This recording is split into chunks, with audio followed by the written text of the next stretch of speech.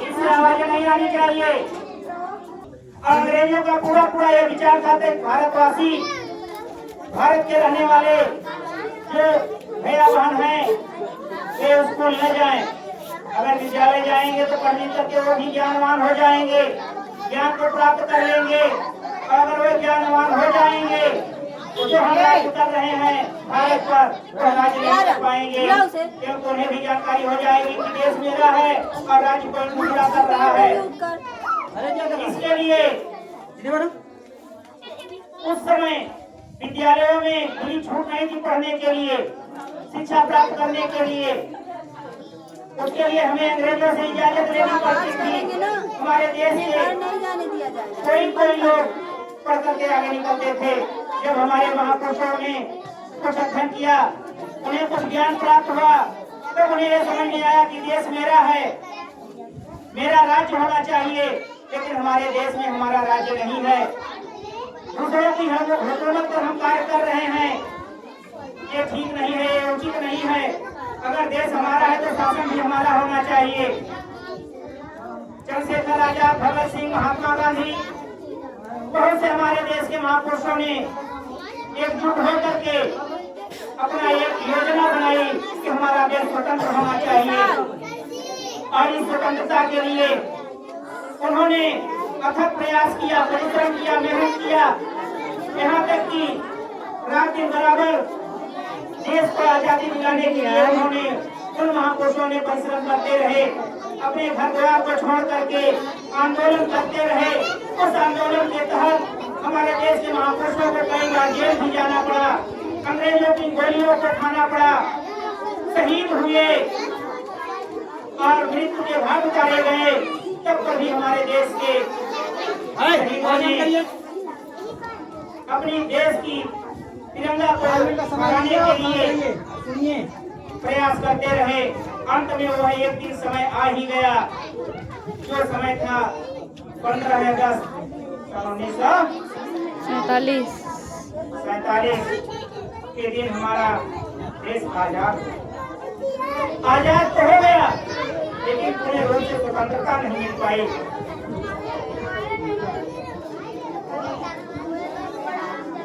कुछ अंकुश लगा ही रह गया। उसके लिए भी काफी प्रयास किया गया। जब हमारा देश स्वतंत्र हुआ, देश को चलाने के लिए हमारे महापुरुषों ने विचार किया कि हमारा देश अब चले कैसे।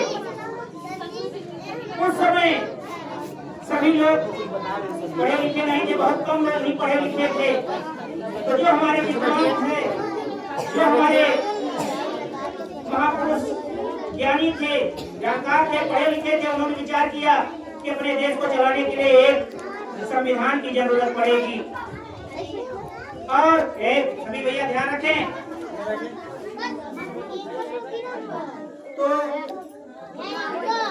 संविधान को बनाने के लिए डॉक्टर भीमराव अम्बेडकर को प्रस्तुत किया गया, उन्हें सौंपा गया, क्योंकि उस समय बाबा साहब को संविधान लिखने का प्रस्ताव दिया गया और लिखे भी। हमारा जो भारतीय संविधान है, इसको बनाने में कितने दिन लगे थे?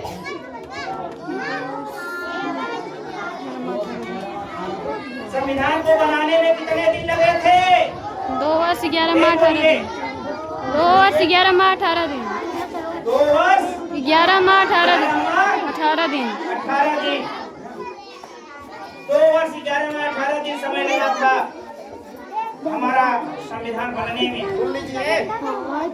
क्यों बनाया गया? तो संविधान क्यों बनाया गया? इसलिए बनाया गया कि हमारे देश की जो व्यवस्था है सुचारू रूप से चल सके।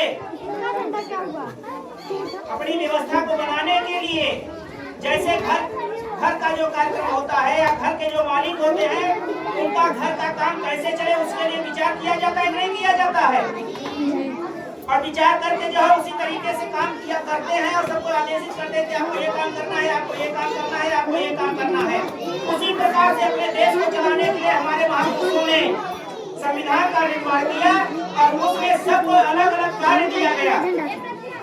जिससे हमारे देश का कार्य जो है बाधित न पड़े, सुचारू ढंग से चलता रहे। इसके लिए महापुरुषों ने संविधान को जो है संविधान के तहत अलग अलग कार्य को अपने कार्य को जो है सौंपे गए और जिसको सौंपा गया वो अपने अपने कार्य को करने के लिए तत्पर रहे और करते रहे। आजादी हमें इतनी सरलता से नहीं मिली थी जितना हम आप लोग समझ रहे हैं आज। तो इसलिए आपके इस राष्ट्रीय पर्व के उपलक्ष्य में 15 अगस्त के बारे में, स्वतंत्रता दिवस के बारे में आप लोगों के द्वारा बहुत से भाषण गीत के माध्यम से सब कुछ बताए गए और बीच में हम आप लोगों को बताते भी रहते हैं और बताते भी रहेंगे। जो भी जयंतियां पर्व आते रहेंगे सब के बारे में आप लोगों को बताया जाएगा, क्योंकि आज इस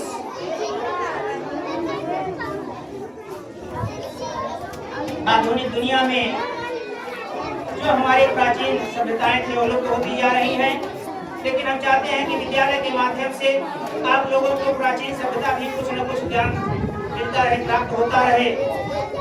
क्योंकि जो आप लोगों के लिए महत्वपूर्ण है, अगर सभ्यता नहीं है आप लोगों के पास, संस्कार नहीं है, तो पढ़ाई लिखाई किसी काम का नहीं। पढ़ाई के साथ साथ संस्कार जरूरी है। जिस प्रकार से भोजन के साथ साथ सब्जी दाल की आवश्यकता पड़ती है, उसी प्रकार से पढ़ाई के साथ साथ संस्कार बहुत जरूरी है। इसलिए आप लोग संस्कारी के लिए जो है प्रेरित रहें। जहाँ न समझ में आए पूछें, कहाँ हमें उठना चाहिए, कहाँ बैठना चाहिए, कहाँ बोलना चाहिए। इन सब बातों पर विशेष ध्यान रखें। चाहे विद्यालय हो, चाहे घर हो, चाहे रास्ते में हो, चाहे गांव में हो, कहाँ आपको उतना है इतना ज्ञान आप लोगों के अंदर होना चाहिए। कहाँ उतर के किसी की बात सुनना है ये भी ध्यान रहना चाहिए।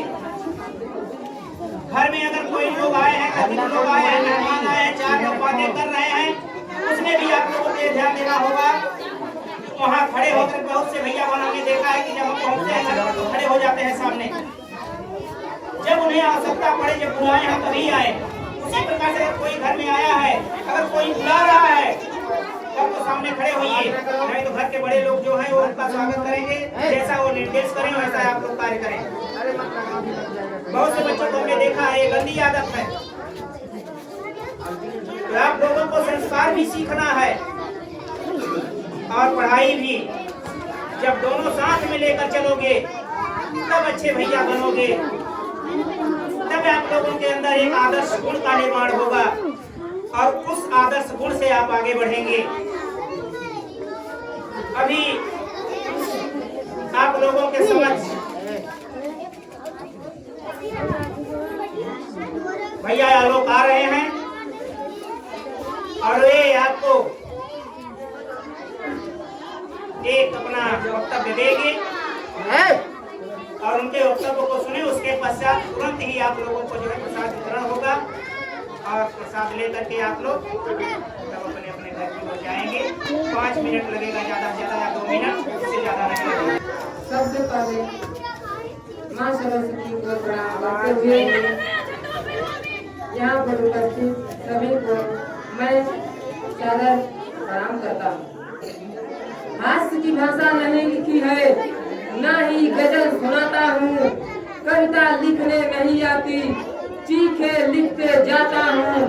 देश मेरा जल रहा है, आग लगी है सीने में, खुद मरा सब व्यक्त दिखे हैं, खून गरीब का पीने में।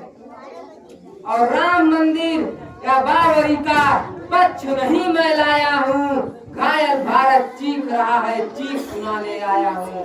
घायल भारत चीख रहा है, चीख सुनाने आया हूँ।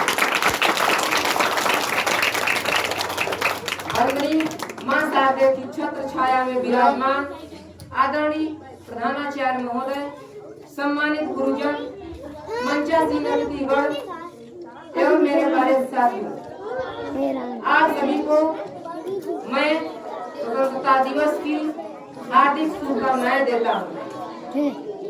आज हम सब यहाँ स्वतंत्रता दिवस की 80वीं वर्षगांठ मनाने के लिए एकत्रित हुए हैं। आज हम उस पावन धरती पर खड़े हैं जिसकी मिट्टी में वीरों का साहस, संतों का ज्ञान और करोड़ों भारतीयों के सपने बसते हैं। आज का दिन केवल एक राष्ट्रीय पर्व नहीं है, बल्कि उन स्वतंत्रता सेनानियों की कोई आवाज नहीं याद दिलाने वाला दिन है, जिनकी बदौलत हम स्वतंत्र भारत में आजादी के साथ जीवन जी रहे हैं। 15 अगस्त 1947 का सूर्योदय हम भारतीयों के लिए एक नए युग की शुरुआत लेकर आया। सदियों की गुलामी के बाद भारत स्वतंत्रता की सांस ली, लेकिन इस स्वतंत्रता की कीमत लाखों बलिदानों से चुकाई गई। न जाने कितने वीर हंसते हंसते फांसी पर चढ़ गए, कितनों ने गोलियां खाई, कितनों ने जेलों की यातनाएं सही। तब आज जाकर हमारे हाथों में यह तिरंगा झंडा लहर रहा है। नसों में दौड़ते खून की जगह तेजाब रखते हैं, नसों में दौड़ते खून की जगह तेजाब रखते हैं। हिंदुस्तान जिंदाबाद है, जिंदाबाद रखते हैं। ऐसे ही नहीं उन्हें शहीदों में स्थान मिलता है, ऐसे ही नहीं उन्हें शहीदों में स्थान मिलता है। तिरंगे में लिपट कर मौत का ख्वाब रखते हैं, तिरंगे में लिपट कर मौत का ख्वाब रखते हैं।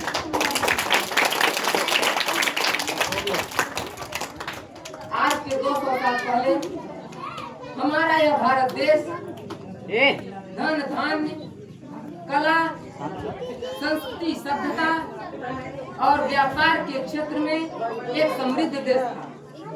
लेकिन 1800 ईस्वी में ब्रिटिश सरकार की गिद्ध जैसी नजर हमारे सोने की चिड़िया कहे जाने वाले भारत देश पर पड़ गई।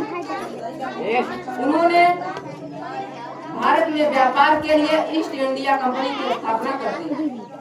यह कंपनी बनाई तो व्यापार के लिए गई थी, लेकिन इस कंपनी ने धीरे धीरे अपने पंख फैलाना शुरू कर दिए और देखते ही देखते 1857 तक पूरे भारत देश पर ब्रिटिश सरकार का कब्जा हो गया। इसके बाद 1857 में एक विद्रोह हुआ, जिसमें सैनिकों के साथ साथ अनेक राजा रानी और आम लोग भी शामिल हुए। यह आंदोलन धीरे धीरे पूरे भारत देश में फैल गया। इसके बाद महात्मा गांधी ने आंदोलन चलाया, सत्याग्रह आंदोलन। वह समय था 1917। महात्मा गांधी ने सत्य तथा अहिंसा के माध्यम से अंग्रेजी शासकों के विरुद्ध जन आंदोलन को नेतृत्व दिया और इसमें अनेक भारतीय लोगों को जोड़ दिया। कई क्रांतिकारियों, कई संघर्षों और कई बलिदानियों के बाद आखिरकार वह दिन आया 14 और 15 अगस्त की आधी रात। उस रात भारतीय संसद में बहुत हलचल थी। रात की 11 बज रहे थे, भारी बारिश हो रही थी और देश के कई नेता और क्रांतिकारी वहाँ मौजूद थे। जैसे ही रात के 12 बजे संसनाद हुआ और पूरा सदन तालियों की गड़गड़ाहट से गूंज उठा। इसके बाद हमारे देश के प्रथम प्रधानमंत्री पंडित जवाहरलाल नेहरू जी ने लाल किले पर झंडा फहराया और उन्होंने अपना एक ऐतिहासिक भाषण दिया। उस भाषण का नाम था ट्रस्ट विद डेस्टिनी। अंततः कई बलिदानियों के बाद आज हम खुली हवा में सांस ले पा रहे हैं। और अंतिम कुछ पंक्तियों के साथ मैं अपनी वाणी को विराम देना चाहूंगा कि खुद ही राम ने खुद तारी से हंसकर जिसका दान दिया, भगत सिंह ने चूमा फंदा और जिसे कुर्बान किया, आगोश में जिसके सुभाष निकले, लश्कर हिंद बनाया था, फतेह सिंह और जोरावर ने दहलीज में जिसे ठुकराया था, संघर्षों ने बुनियाद बनी जो आजादी के बोल की, सुलग रही थी गर्भनाल में शेखर के पिस्तौल की, और खिल रही थी रोम रोम में अशफाकुल्ला खान के, वही जवानी दौड़ रही है खून में हिंदुस्तान के, और वही जवानी दौड़ रही है खून में हिंदुस्तान के।